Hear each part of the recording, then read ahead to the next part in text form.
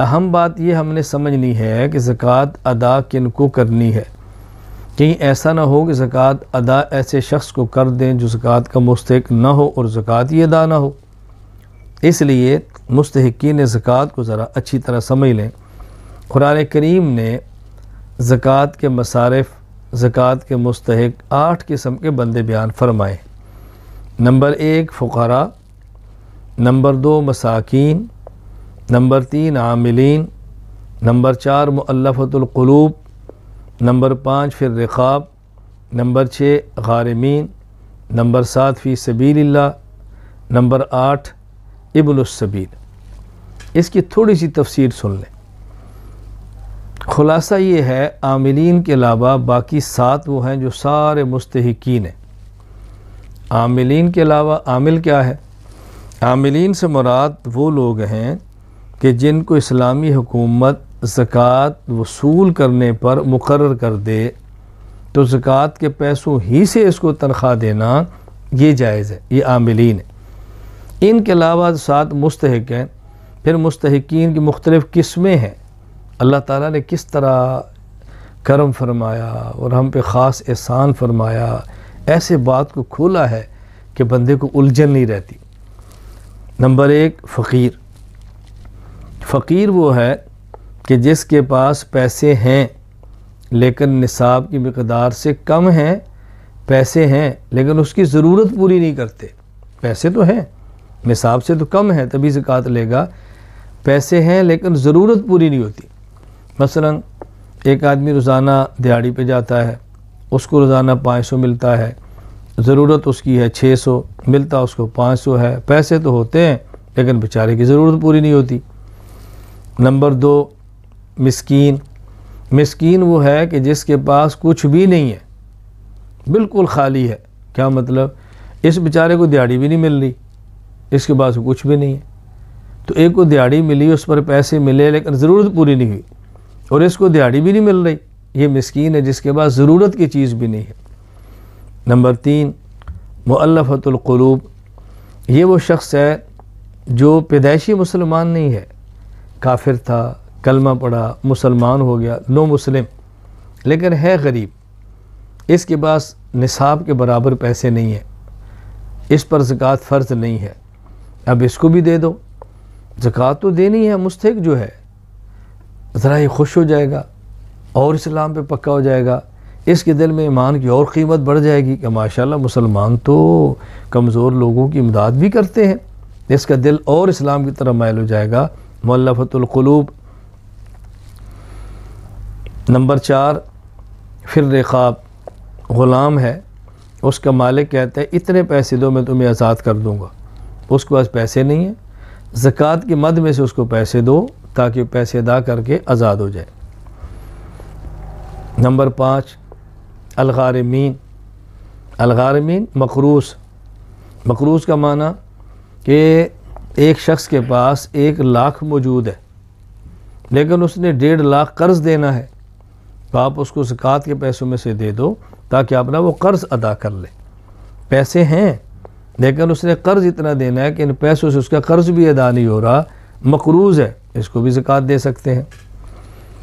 Number 6 فی سبیل اللہ. اللہ کے راستے میں. اصل تو اس کا مصداق اور اس مراد مجاہد فی سبیل اللہ ہے، لیکن اگر مجاہد نہ ہو، تبلیغ کے لیے نکلا ہو، علم کو حاصل کرنے کے لیے نکلا ہو، دین سیکھنے کے لیے نکلا ہو، کہیں دین پڑھانے کے لیے نکلا ہو، دینی کام کے لیے نکلا ہے، دین کی غرض سے اللہ کے راستے میں نکلا ہے، تو ایسے شخص کو بھی اگر اس کے پاس نصاب سے کم پیسے ہیں یا ضرورت مند ہے، نصاب سے کم ہے ضرورت مند ہے، اس کو بھی دے سکتے ہیں. نمبر 7 ابن السبیل مسافر.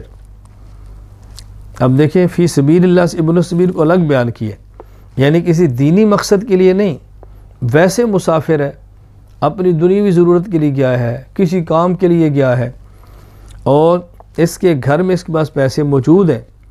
اب سفر میں اس کے پاس اتنے پیسے نہیں ہیں جو اس کی ضرورت پوری کریں، اگر تھوڑے سے ہیں بھی نصاب سے کم ہیں لیکن ضرورت پوری نہیں ہو رہی، اور اس کے پاس اے ٹی ایم ہے لیکن گھر رہ گیا ہے، مشین موجود ہے، ATM نہیں ہے، یا اس کی جیب میں ATM ہے، ATM مشین نہیں جیسے پیسے نکالے، یعنی پیسوں کا مالک ہے، اس کے بینک میں ہیں، اکاؤنٹ میں ہیں، گھر میں ہیں، لیکن سفر میں کوئی صورت ایسی نہیں کہ جیسے اپنے پیسوں کو استعمال کر سکتا ہو، تو اس کو بھی زکوٰۃ میں دیا جا سکتا تھا کہ اپنا گزارا کر لے۔ تو یہ 8 مصارف ہیں جو اللہ تعالیٰ نے بیان فرمائے کہ ان کو زکوٰۃ دو گے تو زکوٰۃ ادا ہوگی، ویسے زکوٰۃ ادا نہیں ہوگی۔ یہاں یہ بات اچھی طرح سمجھ لیں۔ اب اگر کوئی شخص صاحب نصاب ہے اور ان میں سے نہیں ہے جو میں نے بتایا مجبور، زکوٰۃ ادا کریں گے تو زکوٰۃ نہیں ہوگی، کافر کو زکوٰۃ ادا کریں گے زکوٰۃ نہیں ہوگی، ایسی NGO اور ایسے ادارے جو شرعی حدود کا خیال نہیں کرتے ان کو زکوٰۃ دیں گے تو زکوٰۃ ادا نہیں ہوگی، کسی مسجد میں زکوٰۃ دیں گے تو زکوٰۃ ادا نہیں ہوگی، شوہر بیوی کے دو، بیوی شوہر کو دے، یہ جائز نہیں ہے، اپنے والدین کو، باپ دادا پردادا، نانا پڑنانا، نانی پڑنانی، والدہ دادی، ان سب کو زکوٰۃ ادا کریں گے زکوٰۃ ادا نہیں ہوگی، بیٹا پوتا، بیٹی نواسی نواسا، یہ جتنے بھی ہیں آباء و اجداد یا اولاد، ان میں سے کسی کو بھی زکوٰۃ دیں گے تو زکوٰۃ ادا نہیں ہوگی۔ آل رسول صلی اللہ علیہ وسلم، پیغمبر کی اولاد 5 قسم کے خاندان، آل علی، آل عقیل، آل جعفر، آل عباس، آل حارث بن عبد المطلب، ان کو بھی زکوٰۃ دیں گے تو آپ کی زکوٰۃ ادا نہیں ہوگی۔ سادات کا مقام ہے، رسول اللہ صلی اللہ علیہ وسلم کی اولاد ہیں، ان کو زکوٰۃ دینا ہمیں زیب ہی نہیں دیتا، یہ میل کچیل ان کو دیں گے، ان کو تو ویسے ہدیہ دیں، خدمت کریں، ان کی خدمت کرنا تمہاری سعادت ہے، ہمارے پیغمبر کی اولاد ہے، زکوٰۃ کا پیسہ نہیں دینا۔ کوئی یہ نہ سمجھے کہ آل رسول کی توہین ہے، آل رسول کی عصمت ہے کہ ان کو زکوٰۃ کے پیسے نہیں، ہدیے دو، خدمت کرو، لٹاؤ ان پر مال، ہاں اگر وہ صحیح العقیدہ ہے۔ اگر صحیح العقیدہ نہیں اور کہتے ہیں ہم آل رسول ہیں تو ایسے شخص کو پیسے دینے کا کوئی جواز ہی نہیں بنتا، اور خصوصاً زکوٰۃ کی مد میں سے تو ویسے بھی ادا نہیں ہوگی۔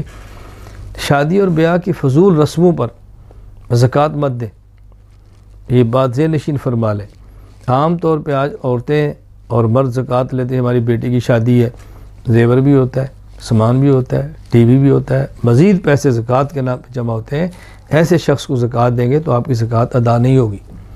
ضرورت کے درجے میں ہو تو کوئی حرج نہیں ہے، فضول رسموں کے لیے پیسہ موجود ہے پھر مزید مانگے جا رہے ہیں۔ بہرحال اس کو میں نے اس لیے کھول کر بیان کیا کہ الجھن باقی نہ رہ جائے، تو زکوٰۃ کے مصرف کو دیں۔ میں آپ سے گزارش کروں گا اس دور میں بہترین مصرف دینی مدارس سے، وہ علماء جو دین کا کام کرتے ہیں اور مالی حالت ان کی کمزور ہے، ہدیہ بھی دیں، صدقات بھی دیں، زکوٰۃ بھی دیں، طلباء کو دیں، دین کی نشر و اشاعت کے اندر لگائیں، اس کا بہت زیادہ خیال فرمائیں۔ پوری دنیا میں ایک محنت کی جا رہی ہے علماء کو کمزور کرنے کی، علماء سے عوام کو کاٹنے کی، ان کے خلاف منفی پروپیگنڈے کرنے کی۔ ہم نے اس محنت کو اپنے عمل سے مسترد کرنا ہے، علماء کے ساتھ کھڑا بھی ہونا ہے، پروپیگنڈے کا جواب بھی دینا ہے، ان کی مالی معاملت بھی کرنی ہے، اور دین کی خدمت کرنے والوں کو سپورٹ کرنا ہے ہم نے انشاءاللہ۔ اللہ تعالیٰ مجھے اور آپ سب کو دین کی خدمت کرنے کی، دین کی خدمت کرنے والوں کی خدمت کرنے کی توفیق عطا فرمائے۔ وآخر دعوانا ان الحمدللہ رب العالمین۔ ویڈیو کے نیچے سبسکرائب کے بٹن پہ کلک کریں، بیل کے آئیکن پہ کلک کیجئے تاکہ ہر نئی ویڈیو کی نوٹیفیکیشن آپ کو مل جائے۔